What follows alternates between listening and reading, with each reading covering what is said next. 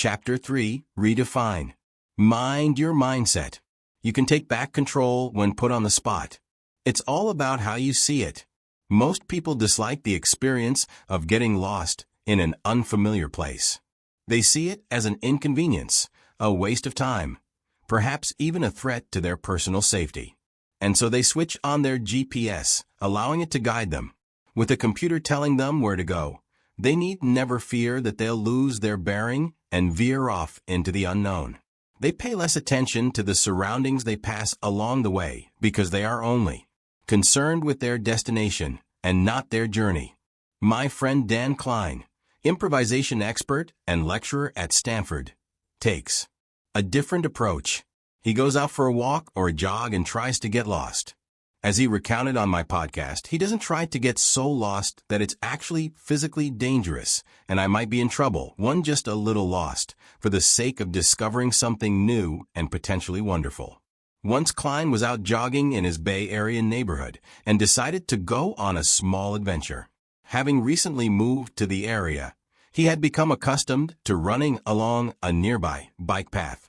On a whim, he turned right at an intersection just to see what he would find. Scarcely had he gone half a block when he discovered a trailhead, smack dab in the middle of the city. He'd passed the spot before, but never noticed it. Entering the trail, he found himself in a small urban park, a hidden oasis of native plants. I found myself instantly transported, he says, not just from the visuals of the native flora, but from the smell. It was this incredible native Californian olfactory explosion. 2. He lingered for a few moments to take in his surroundings and appreciate nature's beauty. It was a memorable and enriching experience, one he never would have enjoyed had he not taken a small risk and deviated from his routine. From then on, he made this small park a regular part of his pre-workout warm-up. He takes a deep breath, drinking in the scents from the plants, and then I'm ready to go. When we suspend our usual expectations and goals and greet the world with a spirit of openness, curiosity, and adventure, we can benefit in unforeseen ways. It's true with getting lost, and it's true with spontaneous speaking. By shifting our mindset, we can train ourselves to greet impromptu interactions not as threats, but as opportunities for learning, collaboration, and growth. With this shift, we can see better results as communicators and learn to actually enjoy the journey. The stress of spontaneous communication often leads us to see it as inherently threatening, a crucible in which we must defend and protect ourselves. We expend so much energy preparing to defend our ideas that we have less to expend on communicating creatively and passionately. We also begin to send a number of emotional or physical signals that all is not well. Our thinking becomes defensive rather than inclusive. Physically, we retreat to a defensive posture, sometimes literally stepping back or hiding behind a chair, turning our camera off, folding our arms in front of us, or slouching. Our breath might quicken, our vocal cords tighten, and our voice become shriller. Our tone might come across as defensive, rushed, curt, bothered, harsh, and the messages we convey can become clipped, non-inclusive, distancing, and closed. By reframing spontaneous communication as an opportunity rather than a threat, we can relax, let our personalities shine, and even have fun. Our focus expands as we entertain new and varied possibilities. We make our bodies physically bigger and more open, drawing closer to others and projecting a more intimate and engaging presence. Our tone sounds more confident, competent, and measured, and our messages become more empathetic, detailed, inclusive, and engaging. All of these changes can in turn trigger a virtuous cycle. As we relax more, engage, and enjoy ourselves, we invite others around us to do the same. Their positivity, openness, and curiosity nudge ours along even further. Now, it's only fair to acknowledge that the stakes are different. Conversations can vary. In job interviews, competitive sales pitches, academic debates, and many other contexts, we might well encounter people who are gunning for us. I know I have. In our fractious times, It can seem like skeptical and even hostile audiences are the norm, especially in online venues. Yet those are exactly the situations where your communication skills become all the more useful. Not only that, we can reframe our perception of these threats to actually help us in surprising ways. Many of us live in fear of encountering detractors or hecklers. We worry that they will distract us, throw us off course, make us look silly, or point out a flaw in our logic. Trevor Wallace, a comedian and social media sensation, embraces disruptive moments in which audience members challenge him. As he explains, these moments are unique. They have a magic to them that will never be replicated. Rather than attempting to quickly move on, he sometimes stays with these moments, asking questions of the heckler to see where they lead. Often, Wallace winds up with wildly entertaining stories that he never would have uncovered otherwise. Many of these extended moments have been so good that Wallace has posted them on social media to further expand his audience. We, too, can reap unforeseen benefits by greeting disruptive, spontaneous moments in our lives rather than rushing past them. In the vast majority of occasions, all of us have at least some ability to open ourselves up to possibility and opportunity. Even if people interrupt us maliciously, we would do well to engage these folks as fully and authentically as possible.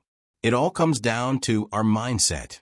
During an appearance on my podcast, Stanford psychologist and director of the Stanford Mind and Body Lab Alia Crum defined mindsets as ways of viewing reality that shape what we expect, what we understand, and what we want to do.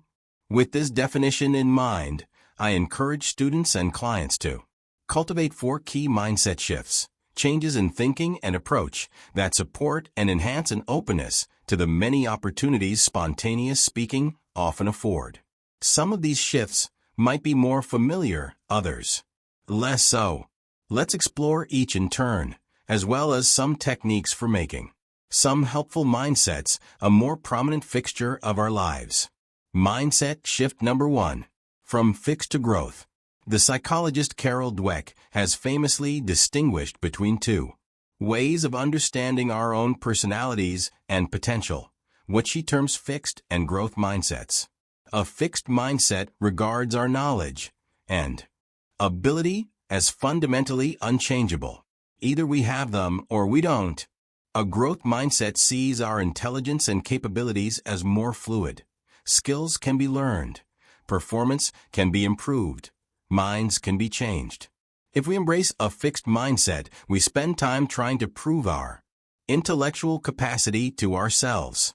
We often try to avoid challenging situations. We don't feel motivated to better ourselves. We don't welcome critical feedback to help us change. And we treat other success as a threat to our own. Adopting a growth mindset, by contrast, sparks a desire to learn and grow. We welcome challenges, alert to what they might teach us. We welcome critical feedback, and we try hard, believing that with diligence and persistence we can make progress. Instead of fearing others' success as a threat, we feel inspired by their examples and try to learn from them. Dweck's work spotlights the tremendous benefits that come with thinking about ourselves as dynamic, changeable beings.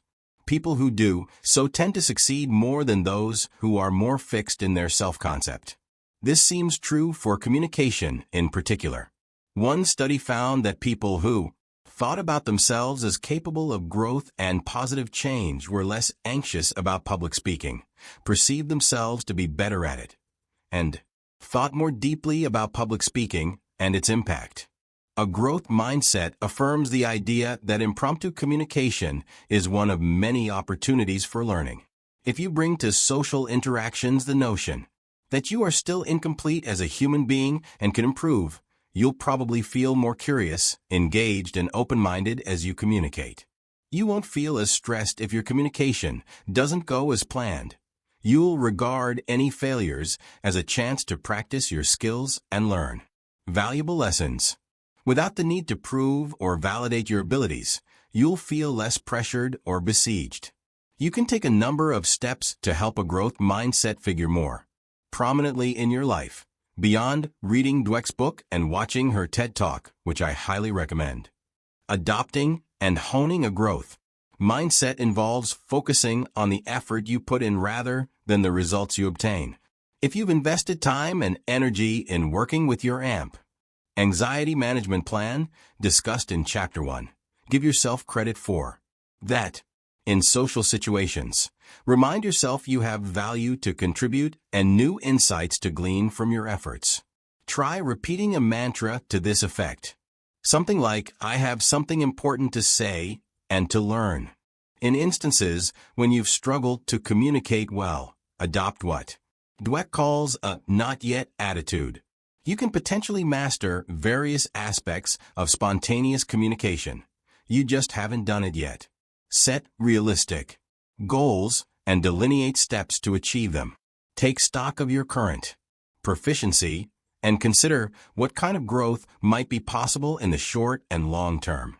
Remind yourself that you might well achieve the improvement you seek if you keep trying, and that even if your progress is slow, trying your best has value in and of itself. A not yet attitude also might lead you to pose helpful questions of yourself that could spur improvement.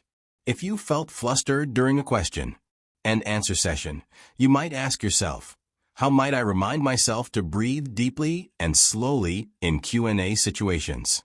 What heuristics might be getting in my way during Q&A? What mantra might I use to remind myself that Q&A is an opportunity for mistakes? As you achieve specific communication goals, focus on the journey you've been on rather than the destination you're attempting to reach. Visualize your goals as a path or a mountain to climb, using language like process or adventure to evoke an open-ended journey. Take notes along the way, reviewing your insights and observations periodically to remind yourself of the process, including the highs and lows you experience. Point 7. As research by Suchi Huang and Jennifer Acker suggests, adopting a journey metaphor inclines us to continue the work we've done so far in support of a goal. Try it. Consider a spontaneous speaking skill you would like to hone or improve, such as answering questions, giving a toast, or recovering from a mistake. What reasonable steps might you take to work on these skills? How might you focus your efforts in small increments to develop the skills you want? What steps have you already taken? What went well and what could be improved?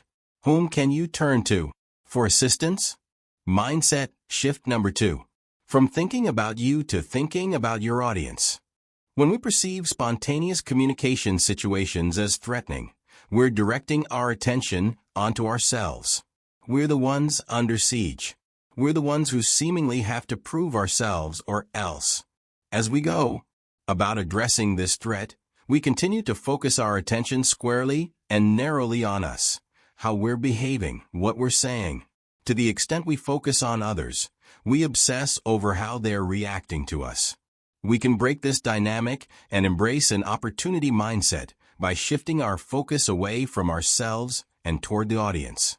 Who are they, really? What do they care about? How are they feeling right now? What do they want and need from us? Posing such questions, we can become aware of our situation as an opportunity to enhance the lives or experience of others. Depending on our content and the context at hand, we can empower, equip, educate, entertain, or inspire audience members with our remarks. Patricia Ryan Madsen, an improvisation expert who serves as professor emerita at Stanford, notes that when she teaches improvisation, the first thing she tells students is that improvisation is not about you. It's about the rest of the people here and how you can work with them and how we're going to make something together here. 9. She's not alone in conveying this wisdom. Across all of the podcast interviews I've done, one of the ideas my guests return to most often is the importance of focusing on the audience. We do better if we regard spontaneous communication as an opportunity to render service to others and to learn and grow ourselves in the process. Making this mental shift allows us to take the pressure off ourselves and focus, in effect, on a higher pursuit.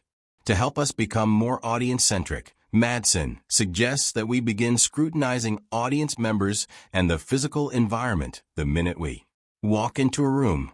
Really become the expert, she says, not on your subject, but on this particular gathering and what's going on here. She notes that in formal speaking situations, the information she gleans from studying her audiences has led her to alter her planned remarks. Perhaps the setting was surprisingly beautiful, or she noticed some other feature relating to her audience on which she simply had to comment. In spontaneous situations, surveying the room can likewise yield a wealth of information, including the mood of audience members, their energy levels, their likes and dislikes, and so on. These insights can clue us into what audience members expect of us and how we might best help them. Try it. The next time you attend a meeting, cocktail party, or some other situation where you might have to speak impromptu, take a moment at the outset to observe the social context. Pay attention to who is interacting with whom, where in the room people are located, who is most or least distracted or animated, and the general vibe. Notice environmental details such as the lighting, the furniture, the temperature, and so on. You'll be surprised when you realize how much information you can gather that will help you feel more at home. In thinking about our audiences, we can remind ourselves that in most cases those communicating with us want us to succeed. Despite what it might seem, few people like to witness social awkwardness in others. Our audiences would like nothing better than to have a smooth, successful, and enjoyable interaction with us. As Madsen puts it, unlike an Olympic judge who may be scanning the performance for the tiniest error, an audience, be it at a presentation, a meeting, or a performance, is a gaggle of humans just like you. They are there to cheer you on and learn from you. We forget this when our mind creates disaster scenarios of our upcoming presentations. Imagine that the scenario is flipped and you are in the audience's shoes while someone else is in yours. Would you want to see a person flounder? If you had invited someone to an event, scheduled a meeting, or started a conversation, would you want the other person to feel uncomfortable or unable to express themselves? Of course not. What would you want to know? If you were listening to yourself, what kind of experience would you want to have? What kind of information or message would you find relevant to our lives? Google executive Kathy Bonanno believes that most audience members harbor a simple desire in posing questions of speakers: to have a good moment with the speaker, a heightened sense of connection and immediacy. When she handles audience questions, she focuses simply on trying to have such moments. This mental technique, she says, has really relaxed me quite a bit. I'm just really trying to engage with them and connect with them. 11. Judging from the positive feedback she has received, the tactic works.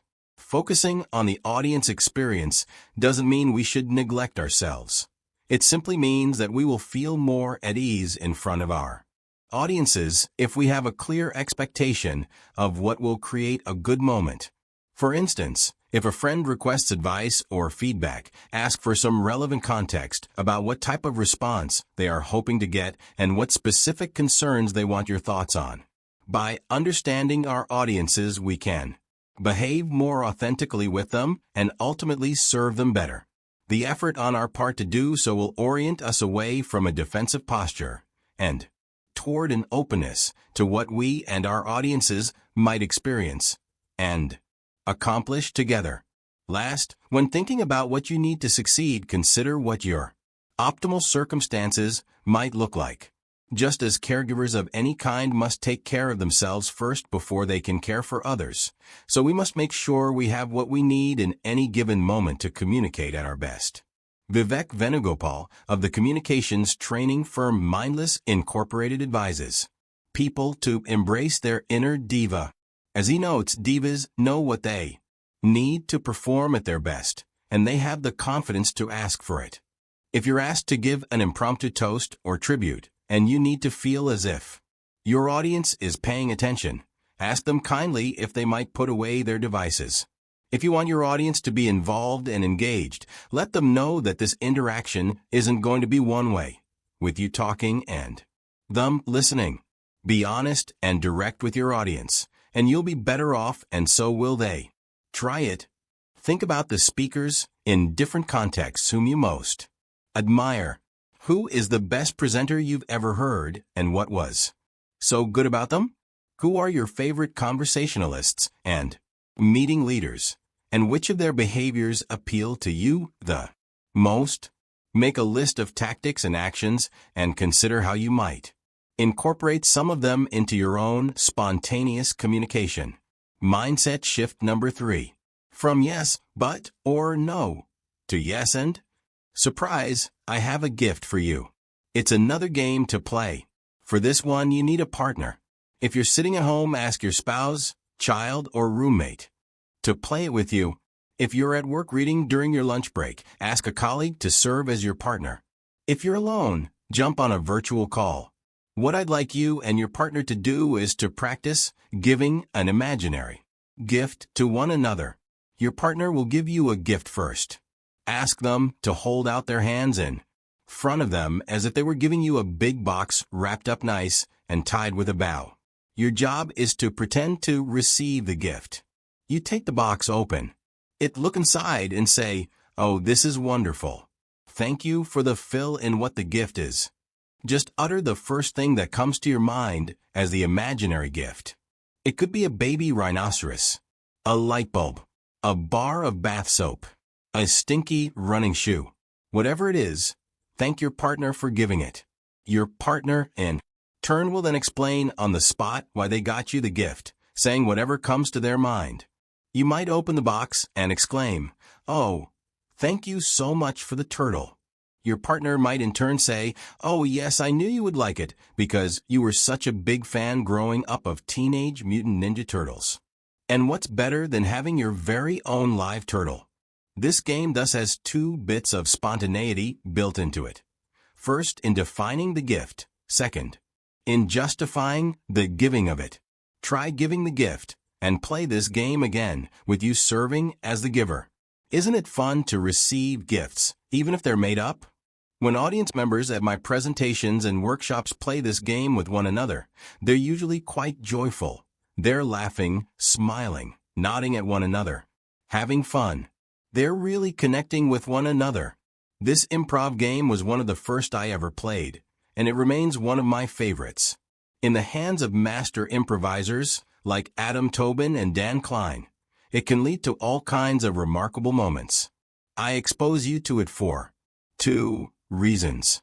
First, it evokes this chapter's basic theme. What would it be like if we viewed our faux pas or questions others lobbed at us in the moment as opportunities and gifts rather than challenges and threats? Wouldn't that be amazing? Wouldn't the experience become a lot more fun and engaging? And wouldn't we connect much more profoundly with others around us? The game also dramatizes a more specific mindset shift that helps support the notion of spontaneous speaking as an opportunity. So often in life, we resist ideas others put to us. If we don't say no outright, we might find ourselves saying some version of yes, but, as in, yes, that seems like a good idea, but you might want to think about this, or, yes, I hear you, but I just don't think you're right. We object, critique, offer caveats. In this game, we're doing none of that.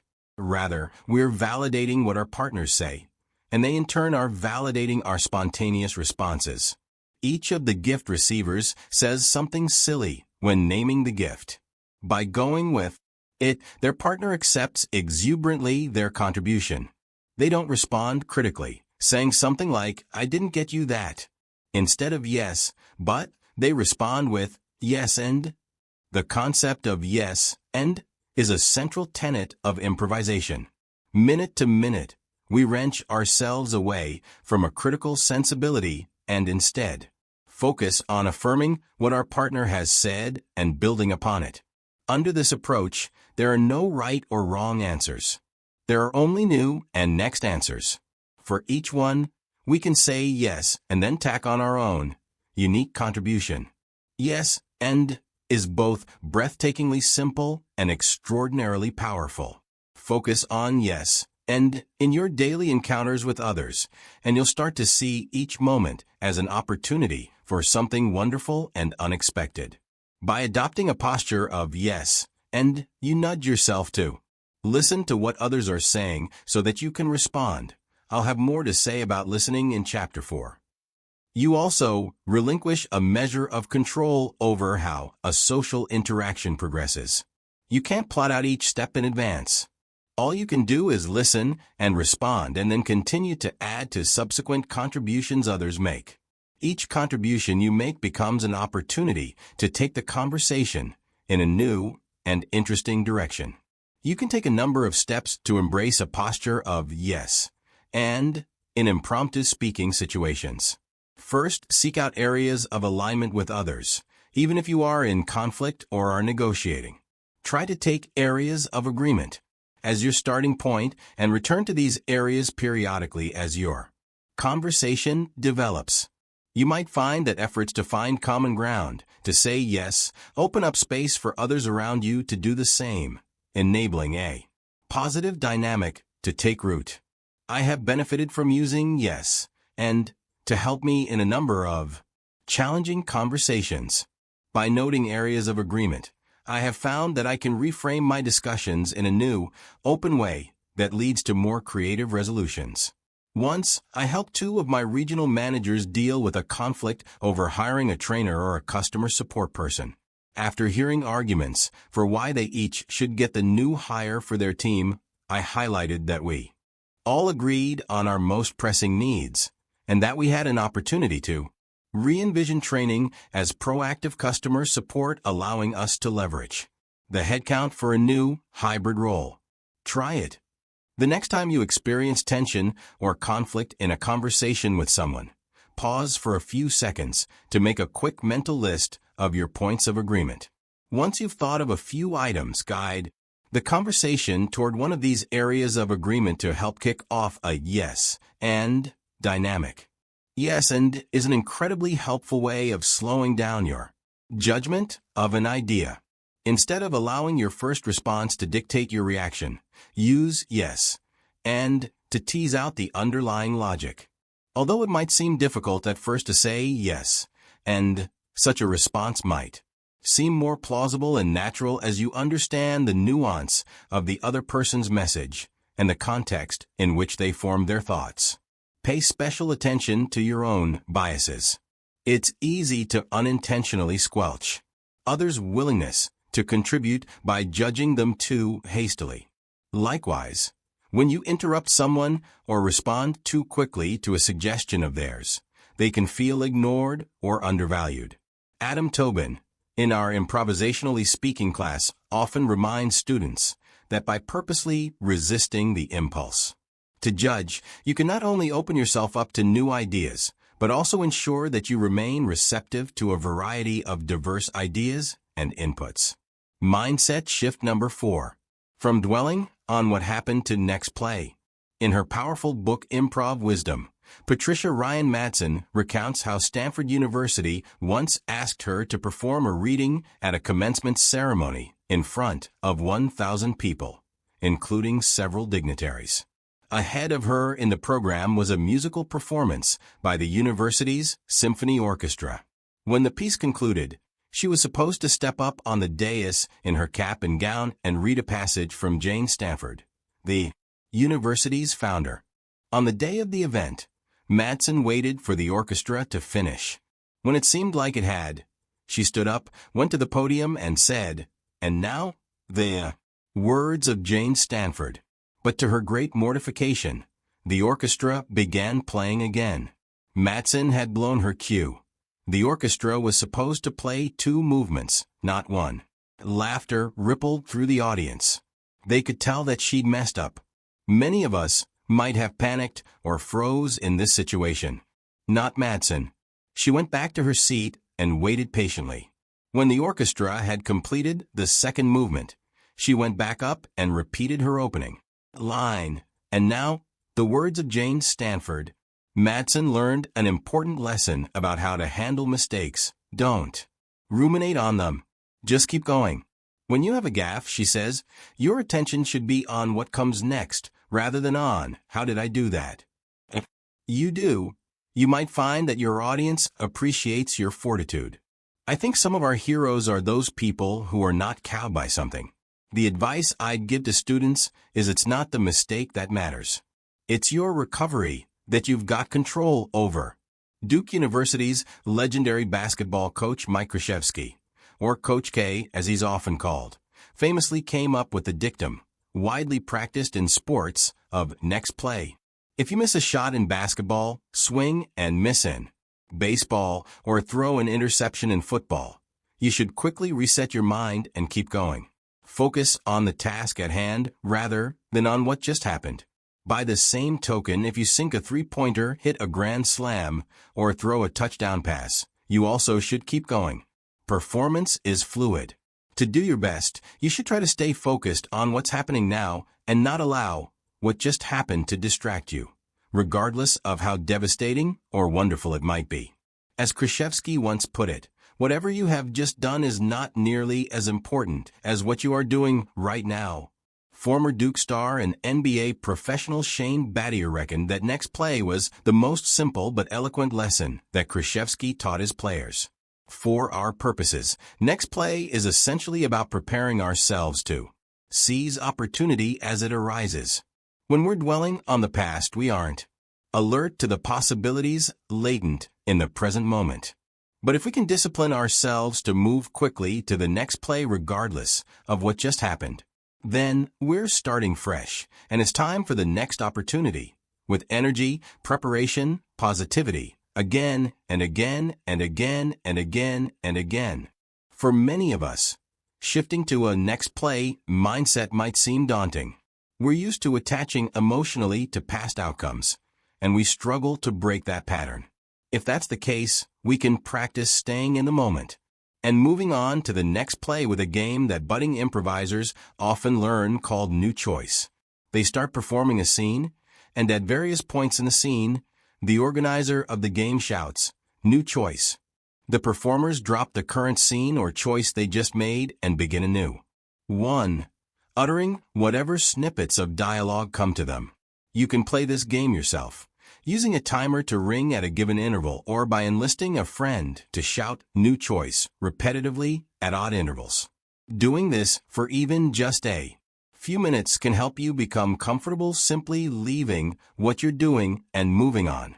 The next time you find yourself in a spontaneous speaking situation where things aren't going as planned, don't dwell on it. Allow yourself a brief moment to feel emotion, then refocus and move on. Ty Kim, a volunteer youth coach who is one of the best at his craft, relates that he uses next play all the time in his professional life. Serving as a CFO at a nonprofit, he has presented in formal meetings and occasionally fumbled answers to impromptu questions lobbed his way. Although he feels an impulse to go back and somehow correct what he had said, his habitual adoption of next play leads him to let go of what had just happened and continue with the presentation. As a result, his presentations tend to go better overall. On one occasion shortly after the 2018 mass shooting at the Marjorie Stoneman Douglas High School in Parkland, Florida, I was delivering a talk on the importance of hearing diverse viewpoints and perspectives. I felt passionate about my topic, but became distracted thinking about the stories I'd heard about the young victims. Although I had sketched out my talk, I froze up, forgetting what I was saying. I recovered from this setback by simply stating my speaking goal for the occasion. I told the audience that I have spent a good portion of my life helping to equip people with the knowledge they needed to share their perspectives so that they could feel more confident and make themselves heard. I explained my brief stumble by saying that because of my passion for this topic, I'd gotten ahead of myself. Clarity about my goal allowed me to hone my speaking with precision even in this most uncomfortable and unflattering of moments. I acknowledged what everyone in the room had observed. I had stumbled, and then brought everyone's attention back to where it belonged, on the next play. There is a famous Zen parable that helps us remember not to judge gaffes or victories, our own or others, too quickly. A farmer learns that his horse has escaped its pen.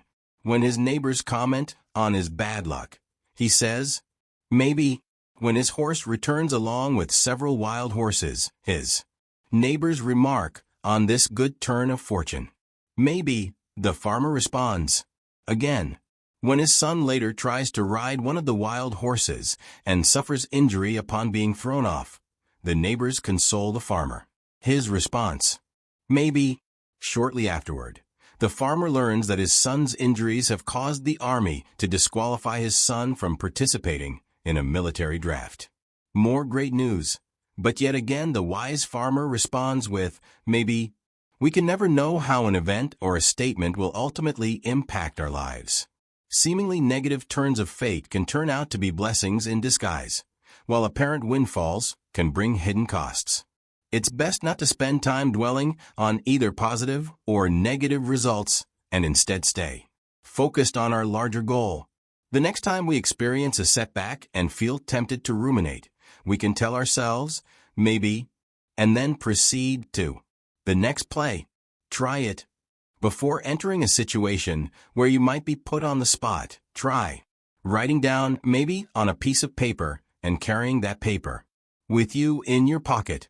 The act of writing it down and the feel of it in your pocket might remind you to suspend judgment on what you say or do and simply move on to the next play. Alternatively, you might program your smartphone to send you an alert with the word maybe 5 minutes before an expected spontaneous situation. Finding the upside in the downside. Years ago, when I was leading a team in a corporate setting, my bosses informed me that I would have to lay off around 10 people, a quarter of my direct reports. The news came as a tremendous shock. I had never before had to let go of so many people all at once. Although I knew our business had softened due to larger economic forces, my bosses had told me just a week earlier that my team would be exempt from layoffs. Most of my employees were close friends. It would be awful to have to deliver this news to them. I felt besieged in every sense of the word. My self-image as a kind, empathetic person and a supportive boss was under threat. I had little choice but to pull myself together and set up meetings with the affected employees. My first meeting was with Sandy, a good friend and senior manager for our East Coast team. As she walked into the conference room, I felt sick to my stomach. I worried about the impact the layoff would have on her, and whether she and I would be able to part on good terms. I worried as well whether I would be able to rise to the occasion and behave as compassionately as possible in this situation. As I closed the door behind us, an idea occurred to me. Yes, having to let Sandy go was terrible. It would make life difficult for her, and it would also threaten my own sense of self. But what if I could salvage at least something of value in this most unpleasant part of my job? I thought about the different possible ways to frame what was happening. Yes, job loss is always a painful and upsetting experience, but were there any benefits and resources built into the severance packages that might be worth highlighting to help people begin to imagine their next steps? Could I help my employees and friends get beyond panic, as understandable as that was, so that they could start to plan their next steps? Although Sandy had done a great job in her role, I happened to know that her true passion lay elsewhere. For years, she had talked about wanting to go off and start a mentoring and tutoring program for disadvantaged kids. She had been volunteering for similar programs for a while now and had really enjoyed it. She described her work as a mentor as fulfilling, a refuge, and had repeatedly indicated that she wanted to deepen her involvement and incorporate techniques and practices she had learned from the work we did together. As we sat down, I told Sandy about the layoff in clear, direct terms.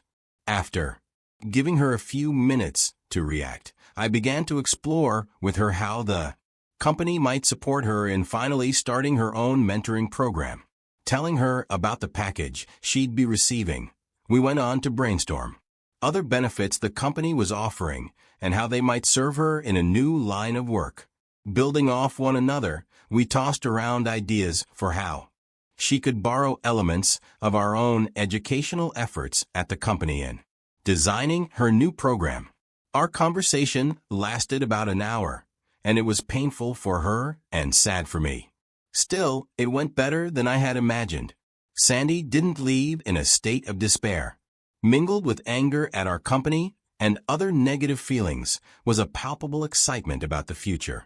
As hard as it would be to leave her job, she was able to see it as a potential turning point in her career, a chance to build on what she'd been doing and to finally connect with her true passion.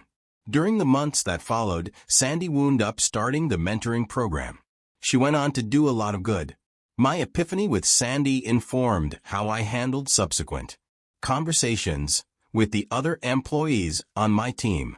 I acknowledged and validated the pain that they were feeling, but I also tried to highlight the opportunity that was at hand. I made sure that I could answer questions about details of their packages, and that I knew where to direct them when I lacked information. During most of these conversations, we spent time brainstorming potential future directions for my team members. A number of employees wrote me afterward to thank me for how I'd broken the news to them and handled their departure. As I now realize, I mobilized each of the 4 mindset shifts we've discussed in this chapter. By focusing on the layoffs as a potential career turning point, I alerted my team members to how they might position themselves to grow further. Growth mindset. Instead of obsessing over how hard these conversations were for me, I steered the discussion back toward my employees and their needs. Focus on the audience. As my team members and I went back and forth brainstorming future career possibilities, we were able to validate and build on what one another was saying, yes, and instead of allowing myself to get bogged down in my emotional reaction to and disappointment in my own boss's decision-making, I pushed myself to move on and have what I hoped would be productive conversations with my team members. I also tried to help them refrain from dwelling on what had happened, and instead to focus on the futures that could unfold before them. Next play. These conversations with my team members were some of the most difficult I've ever had. I would characterize them as a blend of prepared and spontaneous communication. My bosses had instructed me to transition employees out of the company in specific ways, but I didn't know how these conversations would go, and I anticipated that I would have to spend a good deal of time improvising in the moment. By reframing challenges as opportunities, I was able to bring out my best self, to the benefit of my team members. I wasn't in a position to change reality, but I could make it at least a little more tolerable by preparing ahead of time and attending to my audience's needs. All of us can do the same, not merely in dark moments such as this, but in lighter ones as well. We can focus on the opportunity at hand, freeing ourselves to be more creative, joyous, vibrant, to have more fun. I invite you to make this subtle but important mental shift. Uncurl from your defensive posture. Detach yourself emotionally from the final outcome. Allow yourself to get lost a little and to entertain all that might be possible. In a great many situations, positive and surprising things can happen, but only if we do our part, changing our mindset and approach. By moderating our need for control and protection and adopting a posture of openness, curiosity, and equanimity, we create new space for our authentic personalities to shine. We open the way for learning and growth to take place, our own and, more importantly, that of our audiences. Drill it. 1. Reflect on a recent occasion in which you had to speak spontaneously. What did others learn from you? How did what you say benefit them? What steps can you take before future impromptu speaking situations to remind yourself of the value you can bring to your audience? 2. During your next spontaneous situation, ask yourself where you and the person with whom you're speaking might agree. Next, ask, what might be inhibiting your willingness to agree with this person? By reflecting on your two answers, you can become more open to assuming a yes and posture. 3. Think about an upcoming situation in which you might have to speak spontaneously. Make a list of the biggest opportunities that you think might arise out of it. Do any of them surprise or excite you? Now make a list of the biggest threats you perceive. Do any of these look less scary now that you're also thinking about the opportunities?